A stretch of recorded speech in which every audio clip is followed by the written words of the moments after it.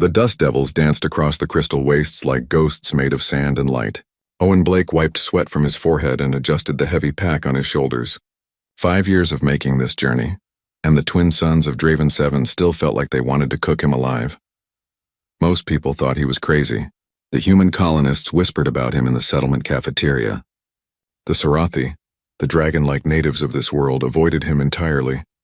Nobody understood why a perfectly sane xenobiologist would spend his free time hiking 20 kilometers into the wasteland just to visit an outcast, but Owen knew exactly why. Between two massive crystal formations that jutted from the ground like frozen lightning, he spotted the cave entrance. His pace quickened despite his tired legs. The mouth of the cave was large enough to swallow a transport vehicle, its edges worn smooth by centuries of wind. "Silver," Owen called out, his voice echoing against the crystal walls. "I brought the good stuff this time. Real earth chocolate. Don't tell me you've developed a taste for it just to humor me." Silence answered him. Owen's stomach tightened. Silver always greeted him before he even reached the cave. Her hearing was sharp enough to catch his footsteps from half a kilometer away. He moved deeper into the cave, his eyes adjusting to the dimness. The interior was surprisingly cool, a relief from the brutal heat outside. Silver had arranged the space over decades, maybe centuries. Smooth stones formed a natural bed. A small pool of water collected in one corner from an underground spring. Books, donated by Owen over the years, sat in careful stacks against one wall. Then he saw her. Silver Scale lay curled in the back of the cave, her massive body tucked in on itself. Her scales, pure white like fresh snow, seemed dull in the shadows. She was easily 15 meters from nose to tail, with wings folded tight against her sides. Even at rest, she should have been magnificent. Instead, she looked small, fragile. "Silver." Owen dropped his pack and ran to her side. One golden eye opened slowly. It took her a moment to focus on him. "Owen." Her voice rumbled like distant thunder, but weaker than he had ever heard it. "You should not have come today. What happened?" He placed his hand on her foreleg, feeling the heat radiating from her scales. "Fever." "How long have you been like this?" "It does not matter." She tried to lift her head and failed. The effort left her breathing hard. "Please, go back to your settlement. I do not want you to see me this way." Owen was already pulling medical equipment from his pack, a portable scanner, the kind used for preliminary diagnoses on both humans and compatible alien species. His hands shook as he powered it on. "You know I'm not leaving," he said quietly. "We've been through this before." 5 years ago, he had found her trapped under fallen rocks after a quake. She had been there for 2 days, slowly dying. The Sarathi Council had refused to help her. They considered her cursed, an aberration to be ignored. Owen had spent 3 days digging her out by hand, then another week treating her injuries. She had called him foolish then. Now she just watched him with that golden eye, too tired to argue. The scanner beeped as it processed information. Owen stared at the readout, his medical training warring with hope. The results made his blood run cold. Thorn spine parasites. The infection was everywhere, concentrated in the neural clusters along her spine and at the base of her skull. The scanner estimated hundreds of individual parasites, each one burrowing deeper into her nervous system. "How long?" Owen asked, his voice barely above a whisper. 3 weeks since I first felt the pain." Silver's eye closed again. "I know what it is. Every Sarathi knows. There is no cure. I have perhaps 1 week left, maybe 2 if I am unlucky." Owen had read about thornspine parasites in the colony database. Native to Draven 7, they were considered the most feared disease on the planet. Once they infected a Sarathi, death was certain. The parasites formed crystalline structures around nerve endings, causing agony that increased until the host's body simply gave out. No Sarathi had ever survived an infection. Not one in recorded history. "We can get you treatment," Owen said, even though he knew the truth. "The colony has doctors, and we can contact the Galactic Medical Authority. There has to be something." "There is nothing." Silver's voice was patient, accepting. "I have lived 347 years, Owen. That is more than most of my kind ever see. I am not afraid of death." "Well, I am." Owen stood up, his jaw set. "I'm going to the council. They have medical facilities, healers who know Sarathi biology better than any human doctor. They will not help me. You know this." "Then I'll make them help you." Silver managed a weak rumble that might have been a laugh. Stubborn human. Just like the day we met. Owen remembered that day clearly. He had been studying crystal formations when a canyon flash flood caught him by surprise. The water had swept him off his feet, carrying him toward a 100-meter drop. Then massive claws had plucked him from the torrent, gentle despite their size. Silver had carried him to safety, staying with him until the water receded. She had never explained why she saved him. Perhaps she saw something of herself in the lonely scientist that everyone else avoided. "I'll be back tomorrow," Owen promised. "With help." Owen. Her eye opened again, and for a moment he saw the fierce intelligence that had sustained her through centuries of isolation. "Thank you. For these years. For treating me as if I mattered. You do matter." He touched her scales one more time. "You matter to me." The walk back to the colony took 3 hours. Every step felt heavy. By the time Owen reached the Sarathi Council chamber, the suns were setting, painting the sky in shades of purple and gold. High Speaker Crimson Wing sat on his elevated platform, his red scales gleaming in the artificial light. Around him, 6 other council members watched Owen approach with cold reptilian eyes. "I request medical assistance for Silverscale," Owen said formally. "She has been infected with thornspine parasites and requires immediate treatment." Crimson Wing's expression did not change. "The outcast is not our concern. She's dying. All creatures die, human. It is the way of nature." Owen felt anger rising in his chest. "You have the medical knowledge to help her. The equipment. The healers. All I'm asking is that you try. We will not waste our resources on an aberration." Crimson Wing leaned forward. "Her existence has always been unnatural. Perhaps this is how it should end." The other council members murmured agreement. Owen looked at each of them in turn, seeing nothing but indifference. These were Silver's people, her own kind, and they would let her die in agony without a second thought. "Then damn you all," Owen said quietly. He turned and walked out of the council chamber. Behind him he heard Crimson Wing's voice, cold and final. "Do not return here on this matter, human. Our decision stands." That night Owen sat in his quarters staring at his computer screen. Dr. Hallie Reed had been sympathetic when he explained the situation, but she had been honest too. Human medicine knew almost nothing about Sarathi physiology. Even if they wanted to help, they had no idea where to start. The Galactic Medical Authority database confirmed what he already knew. Thornspine parasites were considered incurable.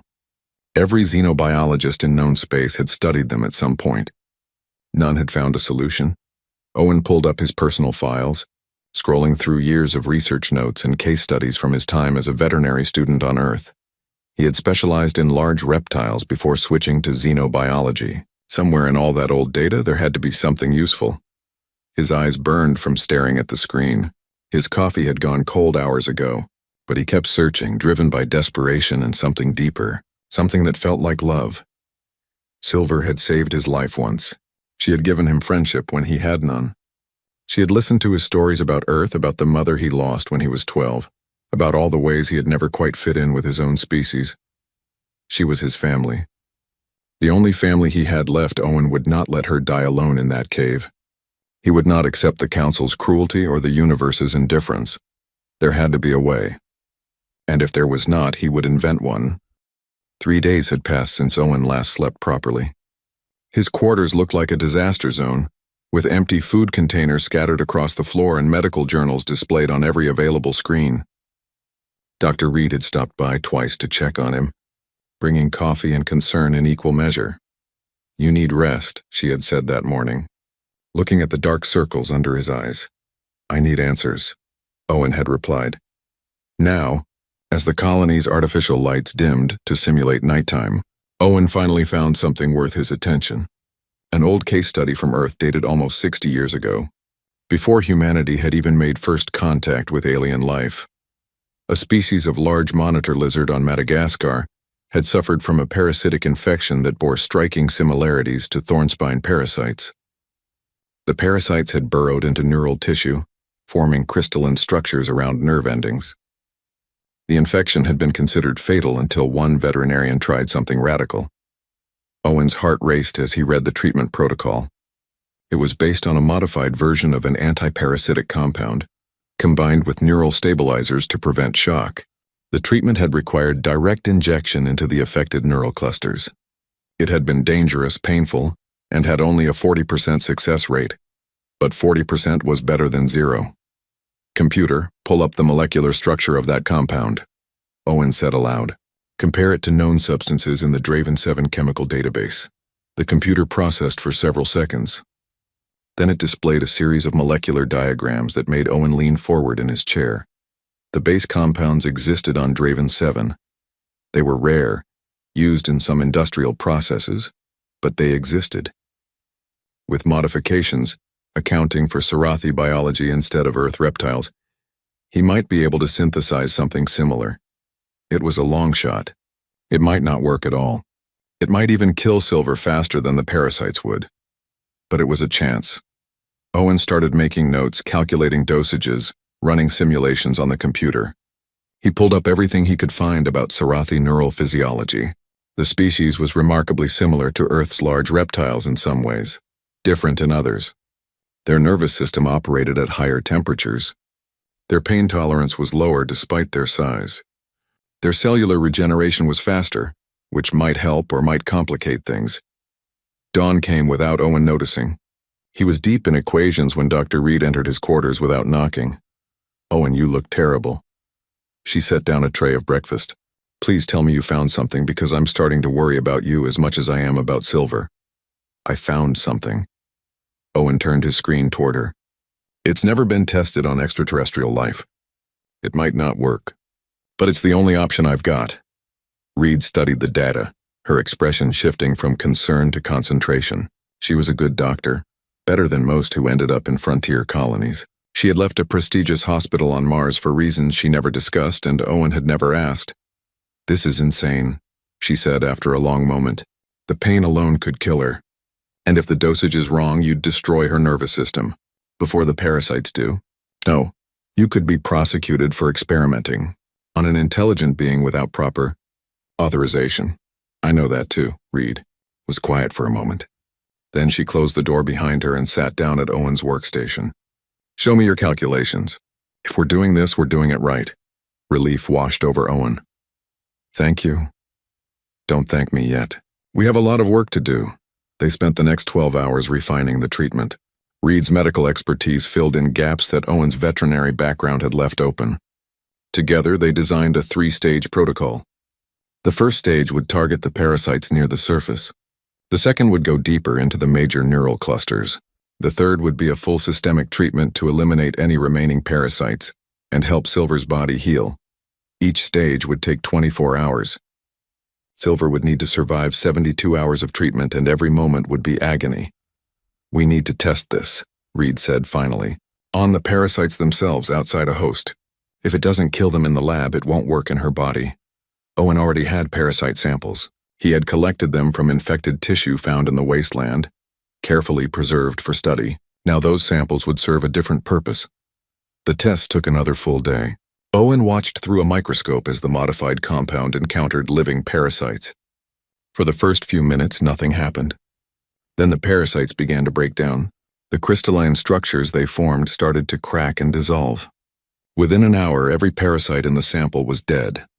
"It works," Owen breathed. "At least in isolation." "In isolation," Reed emphasized. "Inside a living Sarathi is completely different. Her immune system, her metabolism, everything will affect how this works. I have to try." Reed looked at him carefully. "She's that important to you?" Owen thought about Silver in that cave, suffering alone because her own kind had abandoned her.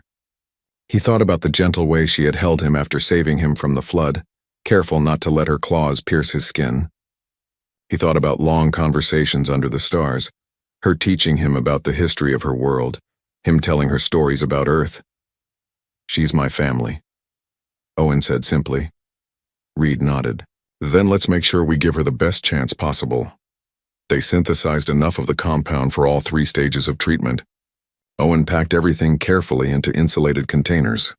Medical equipment, monitoring devices, IV fluids, pain medication, everything he might need for 3 days of intensive care. "I'm coming with you," Reed announced. "Hallie, you don't have to do that. Actually, I do. You're going to need help, and you're probably too exhausted to see straight by now." She grabbed her own medical kit. Besides, I want to meet this dragon who's worth all this trouble. The journey to the crystal wastes felt longer than usual. Owen's pack was heavier, loaded with equipment and medication. Reed kept pace beside him, not complaining despite the heat. As they approached Silver's cave, Owen's steps slowed. Fear crept up his spine. What if they were too late? What if she had already died while he was busy playing scientist? "Silver?" he called out. For a terrible moment there was no answer. Then a weak voice reached them from the darkness. "Owen, you came back."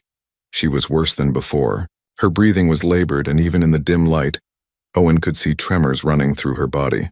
The parasites were spreading faster now, reaching the final stages of infection. "I brought help," Owen said, kneeling beside her massive head. "This is Dr. Reed, and I brought something else. A treatment." Silver's golden eye focused on him with difficulty. "There is no treatment." "There wasn't," Owen corrected. "But I found something. It's from Earth, from old veterinary medicine. I've modified it for your biology." "Earth medicine?" A hint of curiosity entered Silver's voice, cutting through the pain. "You would treat me like one of your animals?" "I would treat you like family," Owen said firmly. "That's what you are to me." Silver was quiet for a long moment. Owen could see her thinking, weighing her options. She had accepted death already. Now he was offering her hope, which might be crueler than letting her go peacefully. "Will it hurt?" she asked finally. Owen would not lie to her. "Yes, more than the parasites already do. The treatment has to reach deep into your nervous system. It's going to be the worst pain you've ever felt. And if it fails, then you die anyway. But at least you die knowing someone tried." Silver closed her eye. Her breathing was shallow, each breath seeming to cost her tremendous effort.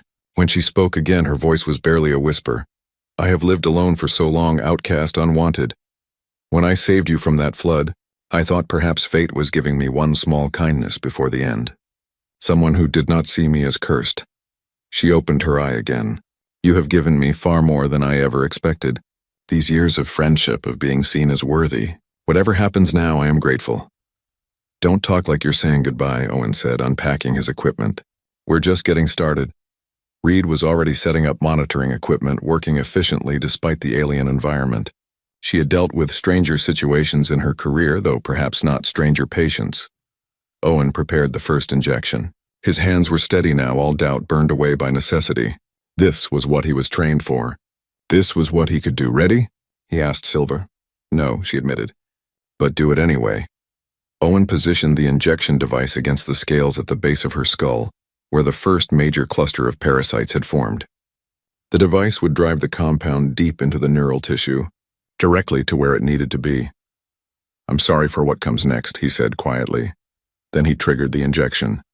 Silver's scream shook the walls of the cave. The sound that came from Silver was something Owen would never forget. It was not quite a roar, not quite a shriek. It was raw agony given voice, echoing off the crystal formations outside the cave and rolling across the wasteland like thunder. Her body convulsed. The massive tail whipped sideways, smashing against the cave wall hard enough to send cracked spiderwebbing through the stone. Reed dove out of the way, dragging equipment with her. "Hold her stable," Reed shouted over the noise. "The monitors are going crazy." Owen pressed himself against Silver's neck, trying to provide some comfort through touch. It was useless, he knew. Nothing could make this easier. The compound was flooding through her neural tissue, killing parasites and inflaming every nerve ending it touched. "I'm here," he said, even though he doubted she could hear him. "I'm not leaving. I promise." The convulsions lasted for 10 minutes that felt like hours. Then gradually Silver's body began to still. Her breathing was ragged, but the screaming had stopped. Small mercies. Reed checked the monitors. Neural activity is stabilizing. Heart rate is elevated but steady. The compound is spreading through the first cluster zone. Owen pulled up the portable scanner and ran it over Silver's spine. The image that appeared made his breath catch. In the area where he had injected the compound, the parasites were dying. He could see their crystalline structures breaking down, dissolving into material that Silver's body could process and eliminate. "It's working," he whispered. "It's actually working." But there were dozens of other clusters throughout her body. Each one would require the same treatment. Each one would bring the same pain. Silver's eye cracked open. Her pupil was dilated, her focus uncertain. "Owen, I'm here." That was unpleasant. Despite everything, Owen laughed. It came out shaky on the edge of hysteria. That's one way to put it. Will the next one be worse? Probably. Owen stroked her scales gently. The next clusters are deeper, closer to your spine and brain. But we have pain medication that might help a little. Might, Silver repeated. She tried to lift her head and managed it this time, just barely. Human medicine is very uncertain. Welcome to experimental treatment, Reed said, coming closer now that the danger of being crushed had passed. She held out a scanning device. I'm Dr. Hallie Reed. Sorry we're meeting under these circumstances. Silver studied her with one golden eye. You are helping Owen attempt the impossible. Someone has to keep him from killing himself with exhaustion, Reed replied. She ran her scanner along Silver's foreleg. Your basic physiology is fascinating. Heart rate is slower than I expected for a creature your size. Temperature regulation is different from Earth reptiles too. Hallie gets excited about biology, Owen explained. Even in crisis situations. Especially in crisis situations, Reed corrected. She made notes on her data pad. Owen, we need to wait at least 6 hours before the next injection. Her system needs time to process what we've already introduced. 6 hours. Owen set a timer and settled in. He had brought supplies for a long stay. Food, water, basic camping equipment. Reed had done the same, prepared for the possibility that they might be here for days. Silver watched them unpack. You brought sleeping gear. We're not leaving you alone through this, Owen said. Every injection needs to be monitored.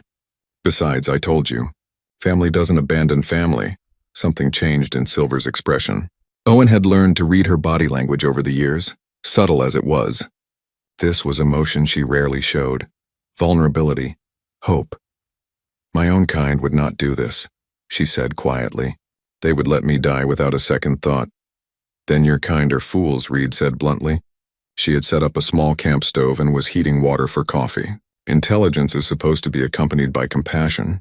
Any species that forgets that is doomed. Silver made a sound that might have been agreement. Humans are strange creatures. You have been in the galaxy for such a short time, yet you do things that older species would never consider. Like trying to cure the incurable? Owen asked. Like caring? Silver shifted slightly, trying to find a more comfortable position. The Sarathi have been spacefaring for 3,000 years. We have treaties with a dozen species. We consider ourselves enlightened, yet we exile our own for being different. We let our elders die alone if they are deemed unworthy. We value tradition over kindness. Not all Sarathi think that way, Owen said. I've seen young ones questioning the Council's decisions. Perhaps. But change comes slowly to my people. Silver's eye closed again, exhaustion catching up with her. Wake me when it is time for more pain. Owen and Reed took turns monitoring her vital signs while she slept. The cave was quiet except for Silver's breathing and the occasional beep from medical equipment.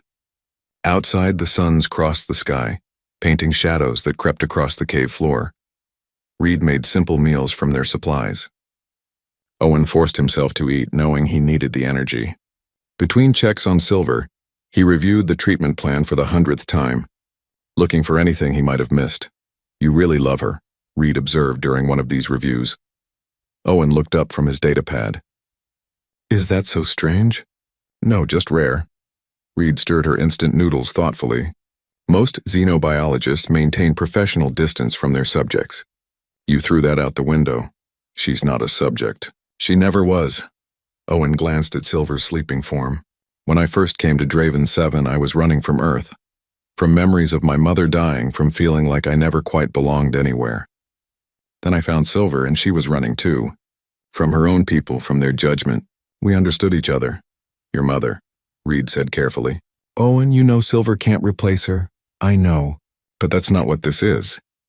Owen searched for the right words. My mother taught me that family is about showing up. Being present when it matters. She showed up for me every day until cancer took her. Now I'm showing up for Silver. Reed nodded slowly. That's a good way to honor her memory. The timer chimed. 6 hours had passed. Owen stood up, his muscles stiff from sitting.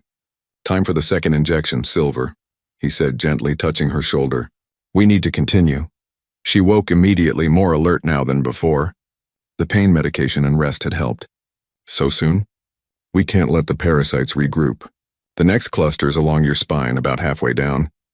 Silver pulled herself into a better position, exposing her back. The scales there were pure white, unmarked by any pattern. Beautiful and cursed according to Sarathi tradition. Owen prepared the injection. This one would be deeper, harder to place correctly. He checked and rechecked the scanner readings to make sure he had the right spot. "Ready?" he asked. "I was not ready the first time either," Silver said.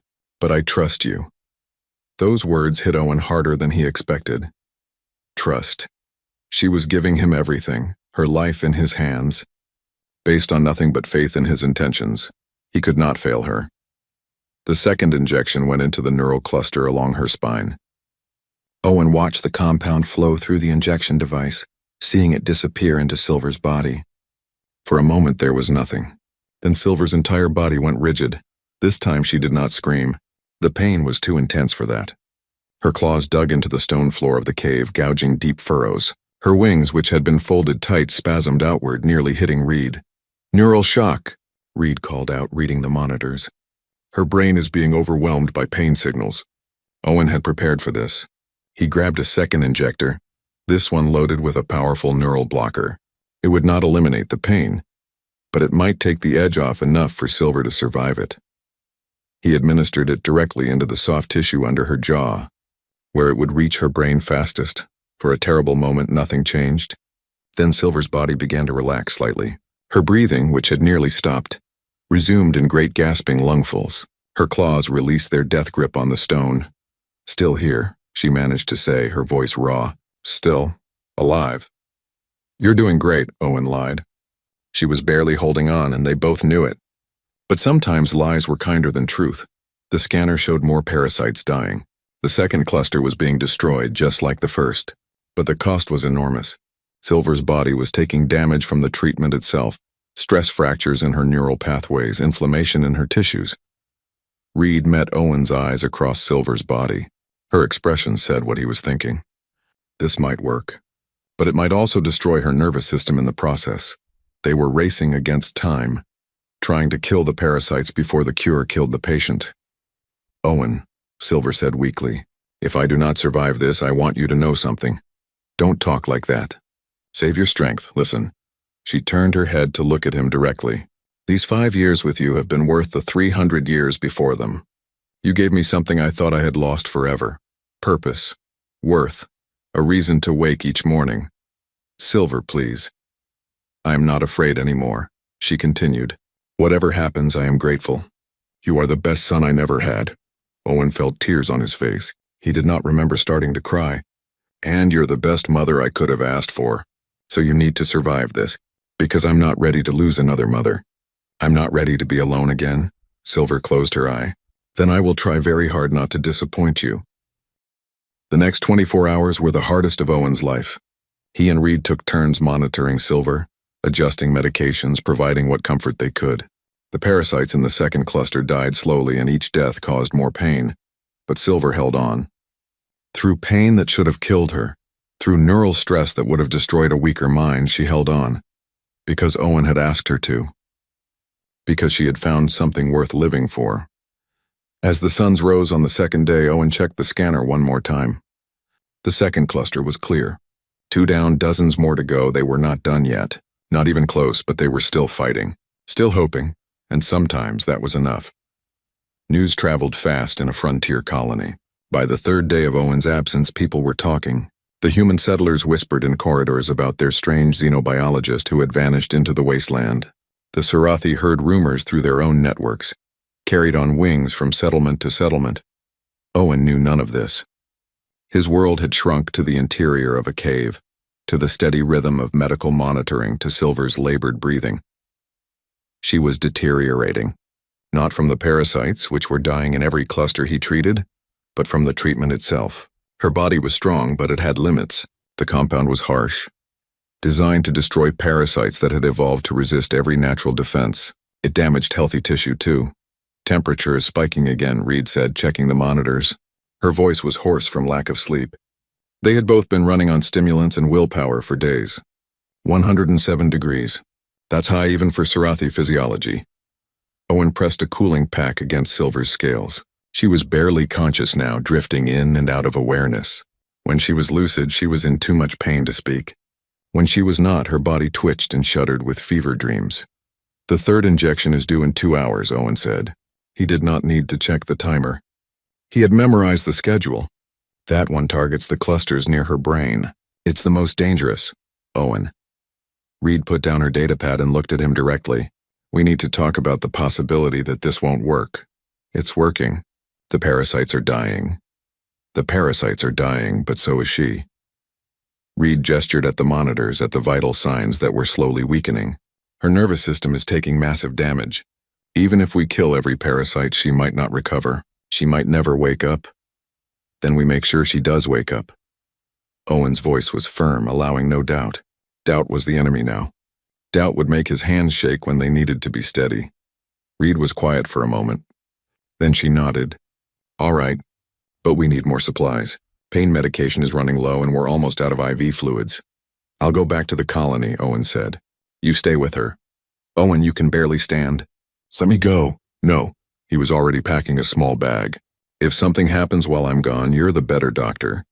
You have a better chance of keeping her alive. Reed wanted to argue. Owen could see it in her face. But she knew he was right. Be fast and be careful. You're no good to Silver if you collapse from exhaustion on the way. The journey back to the colony was a blur. Owen's legs moved on autopilot, carrying him across the wasteland while his mind stayed in the cave. He kept seeing Silver's face, kept hearing her labored breathing. He was so focused on his thoughts that he almost missed the crowd. The colony's main square was full of people. Humans and Sarathi alike, gathered in unusual numbers for the middle of the day. They were facing the direction of the crystal waste, talking in low voices. Owen pushed through the crowd, heading for the medical supply depot. He did not have time for whatever this was. That's him, someone said. That's the human who's treating the outcast. Owen stopped. Slowly, he turned to face the crowd. They were all looking at him. Dozens of faces, human and alien alike, watching with expressions he could not quite read. Curiosity, concern, something else. A young Sarathi pushed forward. She was small for her species, her scales a deep green color. Is it true? She asked. Are you really trying to cure thornspine parasites? I don't have time for this, Owen said, please. The young Sarathi moved closer. My brother died from that infection last year. The council said nothing could be done. But you're trying anyway? Owen met her eyes. He saw hope there. Desperate, painful hope.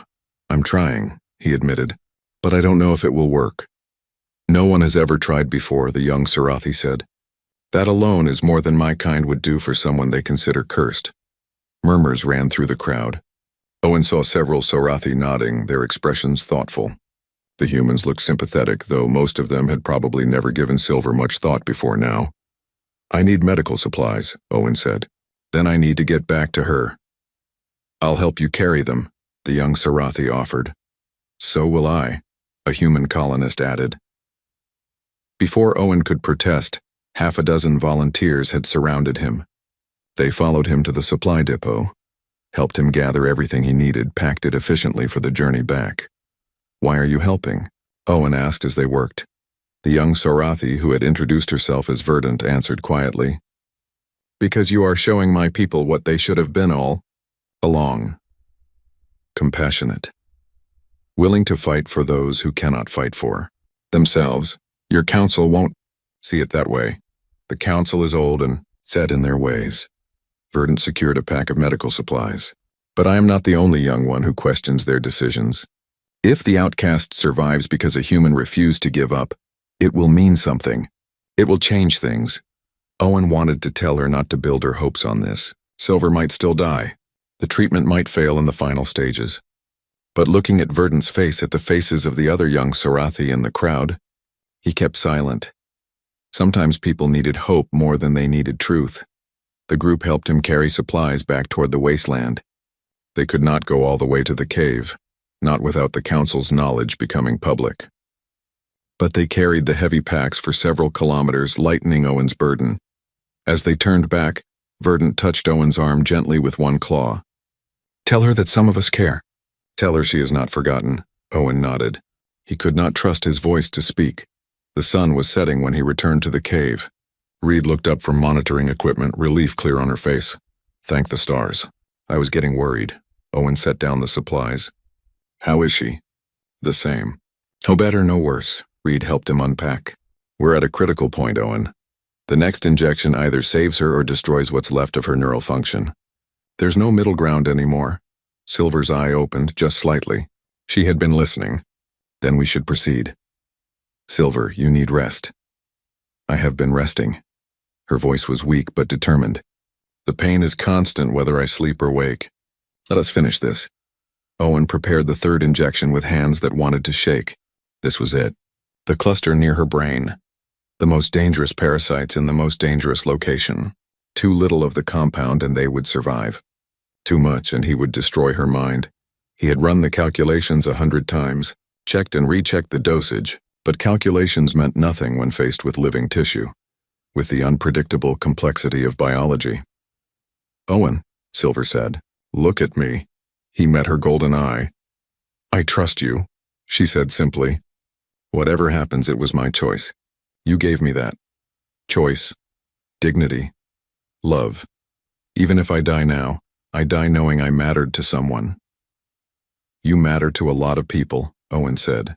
He told her about the crowd, about Verdant and the young Sarathi who were watching and hoping. You're becoming a symbol of what your species could be. Silver's eye widened slightly. That is a heavy burden for an outcast to carry. Good thing you're strong enough to carry it. Owen positioned the injection device. Ready? No, but do it anyway. The injection went deep, deeper than any before it. Owen watched the compound flow into the tissue surrounding Silver's brain. Watched it spread through neural pathways that controlled memory, personality, everything that made Silver herself. For 10 seconds, nothing happened. Then Silver's body arched upward, defying gravity despite her massive size.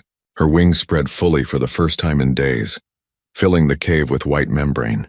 Her claws gouged the stone, her tail smashed against the walls, and she screamed. Not in pain this time. This was different. This was a sound of pure defiance, of rage against death itself. It echoed across the wasteland, rolling through the crystal formations, carrying for kilometers in every direction. In the colony, people stopped what they were doing. They turned toward the wasteland, hearing that scream, and wondered if it meant death or life. In the cave, Owen held onto Silver's neck as her body convulsed.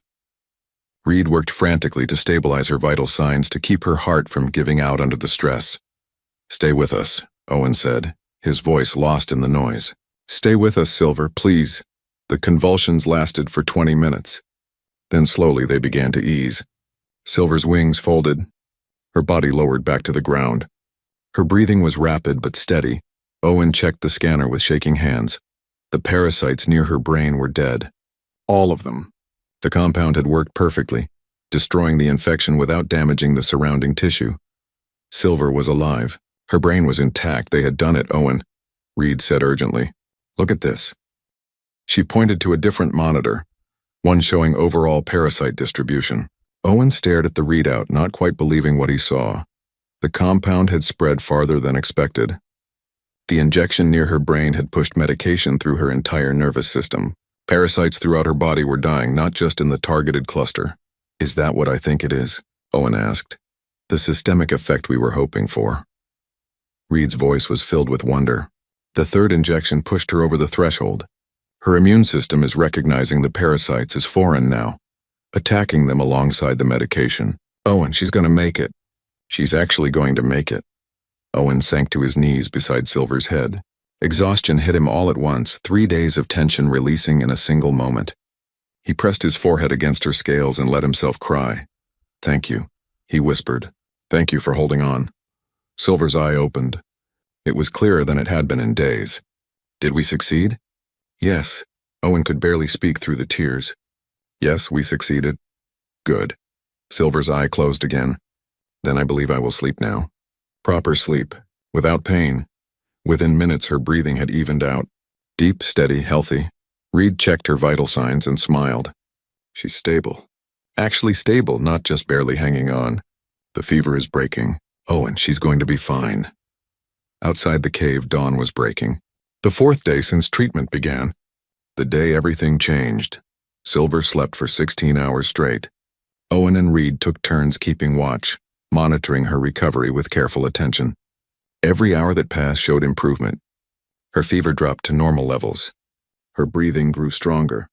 The tremors that had racked her body for days finally stopped. When she woke, her golden eyes were clear and focused. "I feel strange," she said. Owen, who had been dozing in a chair, jerked awake. "Strange how? Pain, dizziness?" "No." Silver carefully moved her head, testing her range of motion. "I feel good. I had forgotten what it was like to exist without pain." She flexed her wings, extending them fully. "How long was I infected?" 3 weeks, you said. 3 weeks of growing agony. Before that, smaller aches I dismissed as age." Silver stood up slowly, her movements uncertain at first, then growing steadier. "I may have been living with early-stage infection for months.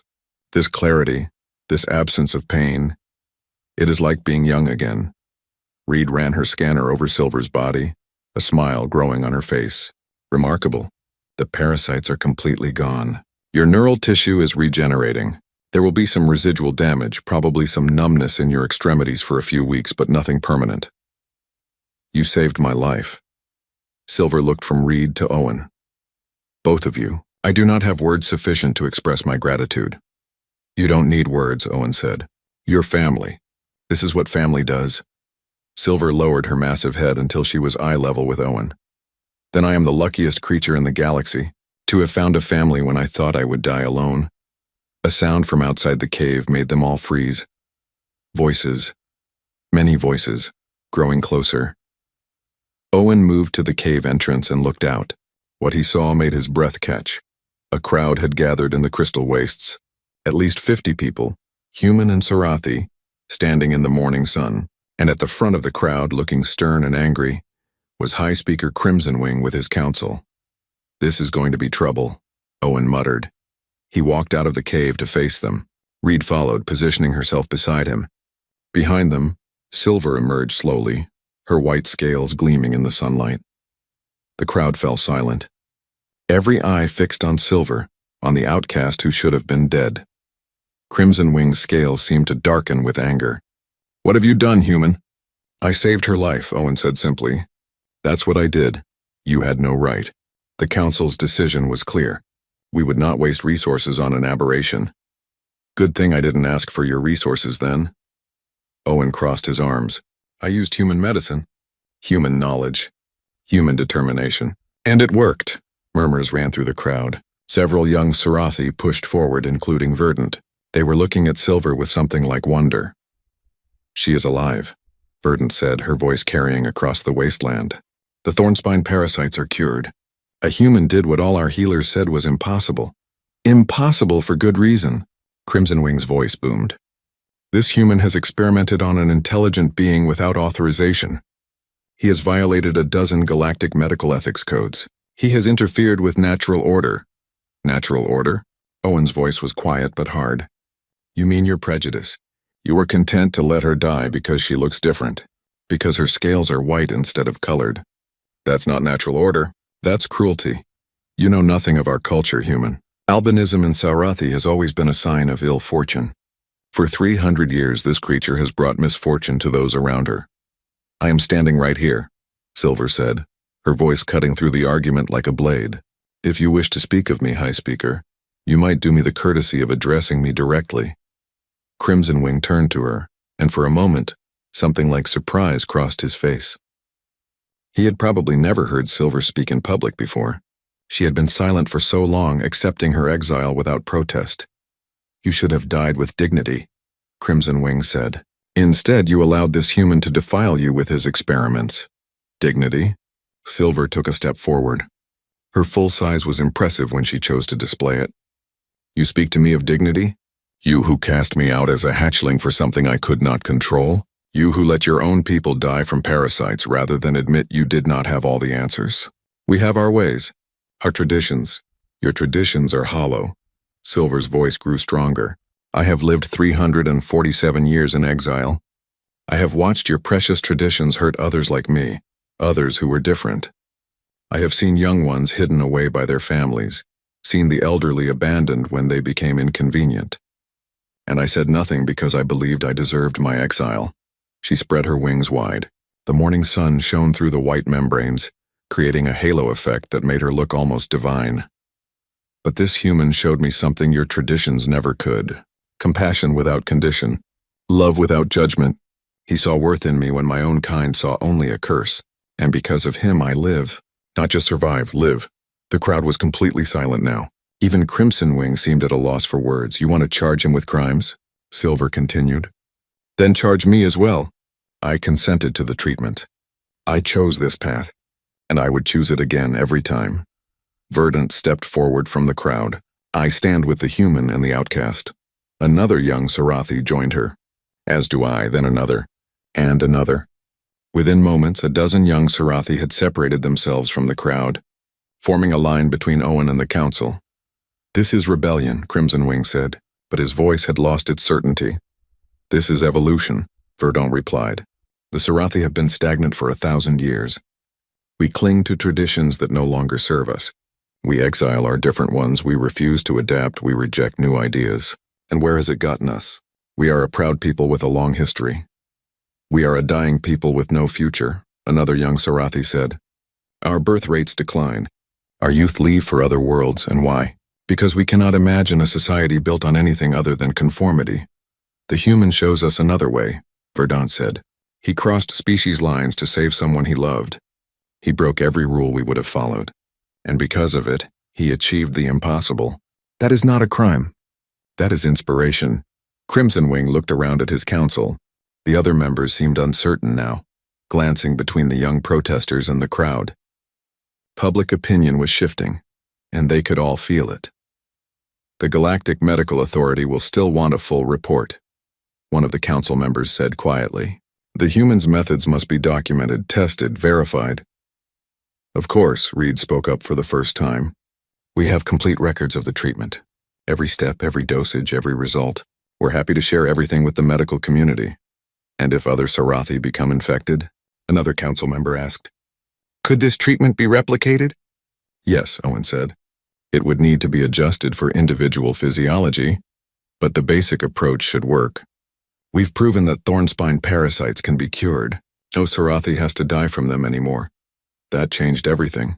Owen could see it in the faces around him. A cure for the most feared disease on Draven 7.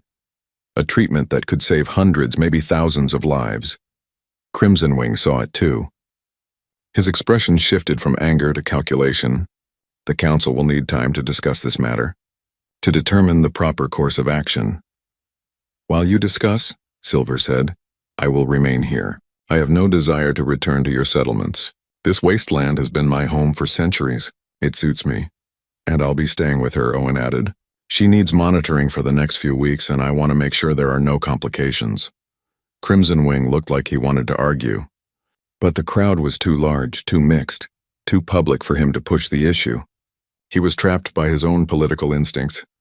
Very well, he said stiffly, but this matter is not concluded. There will be consequences for this irregularity. He turned and left, his council following. But several of the council members glanced back at Silver, their expressions thoughtful. After they were gone, the crowd began to disperse. But many of them, especially the young Sarathi, stayed behind. They approached Silver cautiously, respectfully, like pilgrims approaching a shrine. May I touch your scales? One young Sarathi asked. I have heard albinos are cursed, but you do not feel cursed. Silver lowered her head, allowing the young one to place a claw on her scales.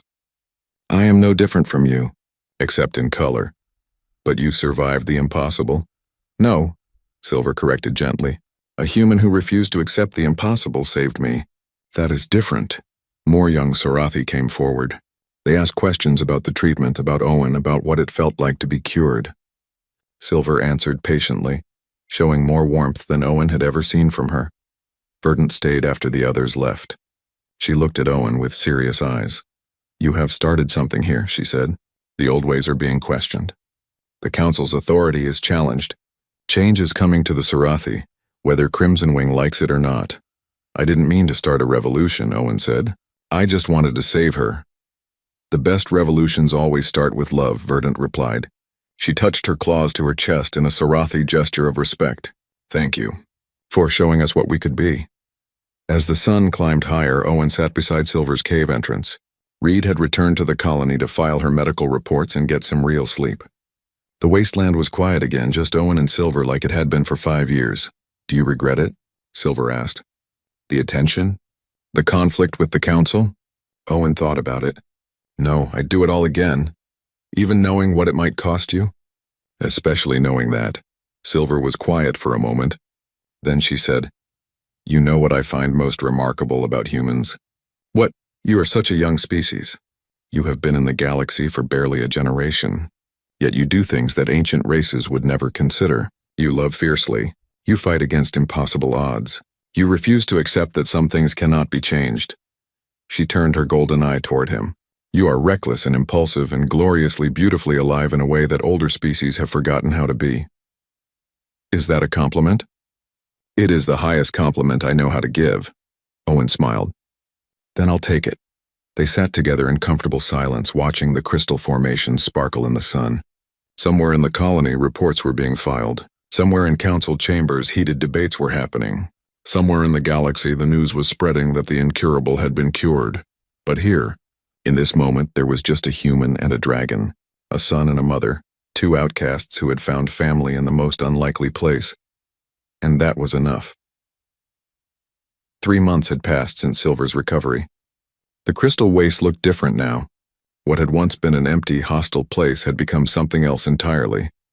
Owen stood outside his new research station, watching the morning activity. The building was modest, made from local materials and human engineering. It housed a medical facility, a laboratory, and living quarters for himself and visiting researchers. Solar panels caught the light of Draven 7's twin suns, powering equipment that hummed quietly in the background. But the building was not what made this place different. It was the people. A young Sarathi named Bronze was carefully measuring parasitic samples in the lab, his movements precise under Owen's training. 2 human medical students from the colony were learning Sarathi physiology, their notebooks filled with observations. Dr. Reed visited twice a week to check on ongoing studies and to simply spend time with Silver, who she had grown fond of. And there were the visitors. They came every day now, Sarathi from across Draven 7, traveling to the wasteland to see the albino who had survived. Some came out of curiosity. Some came seeking medical advice. Some came because they too were outcasts, different in ways their society did not accept, and they wanted to meet someone who understood. Silver handled it with grace. She sat near her cave entrance most days, speaking with visitors, sharing her story, offering quiet wisdom earned through centuries of isolation. She never turned anyone away. Owen checked his datapad, reviewing the day's schedule. 3 patients scheduled for parasite treatment, all in early stages of infection. The treatment protocol he had developed was now being used across the planet. The mortality rate for thornspine parasites had dropped from 100% to less than 10% in just 3 months. The Galactic Medical Authority had been very interested in his work. "Very interested indeed, Owen," Bronze called from the lab entrance. "The transmission from the authority is coming through. You wanted to be present for it." Owen hurried inside. The main screen showed the seal of the Galactic Medical Authority, then switched to show a dignified alien with gray skin and multiple eyes. "Dr. Kellis, the head of the Xenoparasitology Division."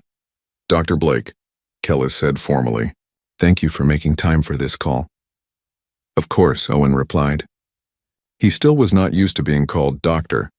His veterinary degree from Earth had suddenly gained new prestige once his treatment proved successful. "I am contacting you with an official announcement," Kellis continued. "The authority has completed its review of your thornspine parasite treatment protocol. We have tested it on 14 different species with compatible biology. The success rate is remarkable." Owen's heart raced. "And the authority is formally adopting your treatment as the standard protocol for parasitic neural infections across 12 species. Your methodology is being added to our medical database, and we would like to offer you a position as senior researcher in our Xenoparasitology division." The lab went silent. Bronze stared at Owen with wide eyes. The human students looked equally shocked. "That's a very generous offer," Owen said carefully, "but I'll have to decline." Kellis's multiple eyes blinked in surprise. "You decline? This position would give you resources beyond anything available on Draven 7. You could work with the greatest medical minds in the galaxy. I'm sure I could, Owen agreed. But my place is here. There's too much work to do, and I'm not leaving Silver, the Sarathi outcast. Kellis made a note on some unseen device. We have heard about your unusual bond. Very well. The authority respects your decision, though we believe it is short-sighted. However, we will still be adopting your treatment protocol. You should know that early estimates suggest it will save approximately 30,000 lives per year across known space. 30,000 lives. The number was staggering. That's good, Owen said quietly. That's what matters. After the transmission ended, Bronze approached him. You turned down the Galactic Medical Authority. Do you know how many researchers would kill for that opportunity? Probably a lot, Owen admitted. But opportunities don't matter much if you're not where you're supposed to be. He walked outside and found Silver where he had left her, speaking with a group of young Sarathi. They were listening with rapt attention as she described the history of the crystal wastes. And here, Silver was saying, the ancient Sarathi built their first settlement on Dreven 7. Before the council, before the traditions that now govern us, our ancestors simply lived. They accepted all colors, all forms, all differences. What changed? One of the young ones asked. Fear, Silver replied. Fear of the unknown. Fear of standing out. Fear that difference might mean weakness. So they created rules to enforce sameness. And over centuries, those rules became tradition, and tradition became law. But you're changing that, Verdant said. She had become Silver's most frequent visitor, often bringing others who wanted to hear the outcast's perspective. By surviving, by being visible, you're showing us those traditions are wrong. No, Silver corrected gently. I am simply living. Owen is the one who changed things. He looked at tradition and said, this is wrong. Then he acted on that belief. Owen waited until the visitors left before approaching. Silver turned her golden eyes toward him, and he saw contentment there. A peace that had not existed 3 months ago. Big news, Owen said, settling onto a flat rock beside her. The Galactic Medical Authority adopted the treatment protocol. They estimate it will save 30,000 lives a year. That is significant. Silver lowered her head to his level. You should be proud. They offered me a job. Senior researcher position. I turned it down. Silver was quiet for a moment. You did not have to do that. Yes, I did. Owen looked out across the wasteland at the research station, at the paths being worn into the sand by daily visitors. This is where I belong, with you. Building something new here. What we are building may not last, Silver warned. Crimson Wing and the old council members still resist. They speak against the changes, against the mixing of traditions. Let them speak. The young ones are listening to you now, not them. It was true. In 3 months, the social landscape of Dreven 7 had shifted dramatically. More young Sarathi were questioning the old ways. Mixed groups of humans and Sarathi were common now in the colony. Applications to study xenobiology had tripled, and albino Sarathi, once hidden away in shame, were being seen in public. 3 families had reached out to Silver, asking her advice on raising albino hatchlings. She had visited each one personally, assuring the parents that their children were not cursed. The council has called for a formal vote, Silver said, on whether to maintain the exile traditions. Verdant believes the vote will go against the old ways. How do you feel about that? Silver considered the question. Strange. I have lived with exile for so long that it has become part of my identity. To have it officially ended, to be told I may return to Sarathi society if I wish, it feels almost unreal. Will you return? No. Silver's answer was immediate and certain. This is my home. These wastes, this cave, this life I have built. I will not abandon it just because I am suddenly deemed acceptable. Good, Owen said, because I don't want to move either. They sat in silence for a while, watching the suns move across the sky. Then Silver spoke again, her voice softer. I have been thinking about something, about what comes after. After what? After me. Silver turned to look at him directly. I am old, Owen. Even for a Sarathi, 347 years is long. The parasites did damage that the treatment could not fully repair. I may have decades left, or I may have only years. Owen felt his chest tighten. Silver. Listen, she was gentle but firm. When I die, this place will still exist. The research station, the medical work, the community that is forming. Promise me you will continue it. That you will keep building this bridge between our species, I promise. Owen's voice was rough. But you're not dying anytime soon. You're healthy, strong. I am also realistic. Silver touched his shoulder with one claw, the gesture affectionate. You gave me a gift beyond life, Owen. You gave me purpose in my final years. These months have been richer than centuries that came before. Whatever time I have left, I will spend it well. A commotion from the direction of the colony drew their attention. A vehicle was approaching, moving fast across the wasteland. It pulled up near the research station and Dr. Reed jumped out, her expression urgent. Owen! We have an emergency. A Sarathi juvenile was just brought to the colony with advanced thorn spine infection. The parents refused treatment at first, believed the traditional ways. But they've changed their minds. They're asking for you. Owen was already moving. How advanced? Very. The child has maybe 24 hours. Get my equipment loaded. I'll need to treat on site. Owen turned back to Silver.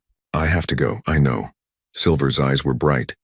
Go save another life, my son. I will be here when you return. The treatment of the juvenile Sarathi took 18 hours. The child's name was Crimson, and she was barely 10 years old in human terms. The parasites had spread through most of her nervous system by the time Owen began treatment. But the protocol worked. By dawn, Crimson was sleeping peacefully, her vital signs stable, the parasites dying throughout her body. Her parents, who had watched the entire treatment with terrified eyes, approached Owen as he packed his equipment. Thank you, the mother said, her voice breaking. We almost let her die because of tradition, because the council said treatment was unnatural. Letting her die would have been unnatural, Owen replied. He was exhausted, running on stimulants and willpower again. Love is natural. Fighting for your children is natural. Everything else is just rules we made up. The outcast, the father said. Silverscale. Is it true that humans and Sarathi can form genuine bonds? That species does not matter. It's true, Owen confirmed. Silver is my mother in every way that counts. And she taught me that family is about choice, not blood. The parents looked at each other. Some unspoken communication passed between them. Then the mother said, When our daughter wakes, may we bring her to meet Silverscale? We would like her to know that being different is not a curse. Silver would like that very much. By the time Owen returned to the research station, word had spread. Another life saved. Another child who would grow up because a human refused to accept the impossible. Silver was waiting for him. She did not say anything, just moved aside to make room for him to collapse against her warm scales. Owen leaned into her, feeling the steady rhythm of her breathing, the quiet strength that had sustained her through centuries. 30,000 lives a year, Silver said quietly. Plus one young Sarathi named Crimson. Plus however many more you will save in the years to come. That is quite a legacy for someone who just wanted to help one outcast dragon. I still just want to help one outcast dragon, Owen mumbled, half asleep already. Silver rumbled with quiet laughter. Sleep, little human. I will watch over you. As Owen drifted off, his last thought was simple and true. He had come to Draven 7 running from loneliness, searching for purpose, hoping to find a place where he fit. He had found all of that and more. He had found family. He had found meaning. He had found home. And it had all started with one simple choice. To see worth where others saw curse. To offer help where others offered judgment. To love across the boundaries that others refused to cross. In the end, that was what made humans special in the galaxy. Not their technology. Not their adaptability. Not their stubborn refusal to accept impossible. It was their capacity to care. To fight for those who could not fight for themselves. To build bridges where others built walls, and sometimes, that was enough to change an entire world. Years later, when historians studied the social revolution that transformed Sarathi society, they would point to many factors. The adoption of human medical techniques, the rise of young progressive leaders, the gradual decline of the old council's influence. But those who were there, who witnessed the beginning, knew the truth. It started with a human who loved his dragon mother. And a dragon who loved her human son. Everything else followed from that.